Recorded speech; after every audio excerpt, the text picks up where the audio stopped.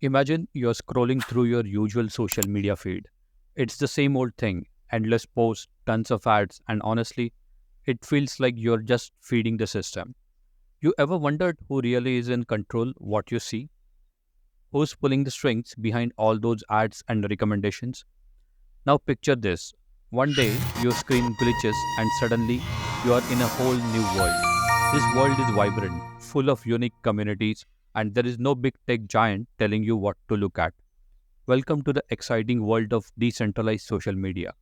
Here, it's not just about posting and scrolling, it's about building something that's yours. You are not just another user in a sea of millions. You are part of community where you get to set the rules, own your data, and decide what really matters. Sound pretty cool, right? Let's dive in. So, what exactly is decentralized social media? Think of it as the opposite of the big platforms we all know, like Facebook or Twitter. On those platforms, there is a central authority that controls everything. They decide the rules, they hold all the data, and they make all the money from your content. But decentralized platforms flip the script. Here, there is no central authority. Instead, the power is spread out among the users. It's like being in a huge online community where everyone has a say. Just get to own your data, control what you see, and even help decide how the platform works. Imagine you and your friend each have a piece of the platform, and together you build something that works for everyone, not just for a big company. It's social media, but without the middleman. Now you might be wondering, how does this whole decentralized thing actually work? Well, it's like this. Instead of one big company storing all your data, it's spread across many different servers, run by different people, kind of like a network of little islands. Each island or server can have its own rules and community. Some might be focused on art, others on tech, or even just funny cat videos. And you get to choose which island you want to be part of. The best part, you can hop between islands anytime you want, taking your data and connections with you. Think of it as a social media adventure where you're free to explore different communities without being locked into one place. And because no single company controls everything, you are less likely to have your data sold or your account suspended for no good reason. So, why are people making the switch to decentralized platforms? Well, for starters, they're tired of feeling like just another cog in the machine.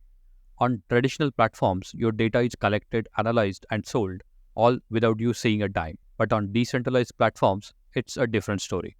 Here, you are in control of your data. No one can sell it without your permission. And because you're part of a community, you have a say in how things are run. People are also drawn to freedom of speech these platforms offer. You can express yourself without worrying about being censored or banned by a faceless algorithm. Plus, you get to connect with others who share your interest without the noise and chaos of bigger platform. It's like moving from a crowded, noisy city to a small town where everyone knows your name and respects your privacy. You're not just a user, you're a part of something bigger. But let's be real, decentralized platforms aren't all sunshine and rainbows. There are some challenges you should know about before diving in. First off, getting started can be tricky. It's not as simple as signing up for Facebook or Instagram. You need to choose a server, set up your account, and learn the ropes. It's kind of trying to put together an IKEA bookshelf without the instructions. And then there is the issue of reliability.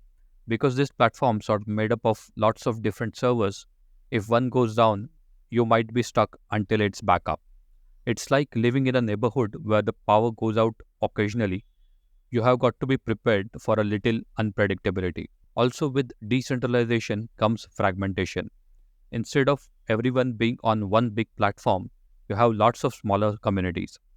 It's great for connecting with like minded people, but it can be harder to reach a broader audience. Finally, moderation can be a bit chaotic. On big platforms, there are teams of people making decisions about what's allowed. But on decentralized platforms, it's up to the community to set the rules. Sometimes that works out great, and other times, well, let's just say it can get messy. Now that we have covered the challenges, let's talk about why decentralized platforms are worth the effort. One of the biggest benefits is that you own your data. No one else can sell it, access it, or control it without your permission. It's like having the keys to your own digital home. There is also the freedom of speech. On decentralized platforms, you can express yourself without worrying about being censored or banned. It's like having your own stage where you get to decide what you want to share with the world. And let's not forget the sense of community. Because you're part of a smaller, more focused group, you get to connect with others who share your interest. Plus, you have a say in how the platform is run. It's like being part of a digital democracy where your vote actually counts. Customization is another big perk. You can make the profile and experience truly your own, from privacy settings to look and feel of your feed. It's like decorating your own digital space, just the way you like it. Finally, decentralized platforms often come with built-in economies that lets you earn directly from your work. Whether you are an artist, musician, or content creator, you can get paid for your contributions without having to share the profits with a middleman. So, where does this leave us? Is the future of social media going to be fully decentralized? Maybe, maybe not. The truth is, we might end up with mix of both centralized and decentralized platforms. Imagine a world where you can easily switch between the two, using centralized platforms for their reach and convenience and decentralized platforms for their control and community feel. It's like having the best of both worlds. In the end, it's not just choosing one platform or another. It's about what works best for you. Whether you are into the freedom and privacy of decentralized platforms or you prefer the familiar convenience of the big players, the choice is yours. The rise of decentralized social media is part of a bigger movement toward giving power back to the people. It's about rethinking what social media can be, more than just a place to post pictures and comments, but a community driven experience where you have a voice, a choice, and control over your digital life. So, whether you are ready to dive into the decentralized revolution or just curious to see where it's headed, one thing's for sure: the future of social media is in your hand. And who knows, your next favorite platform might be just around the corner.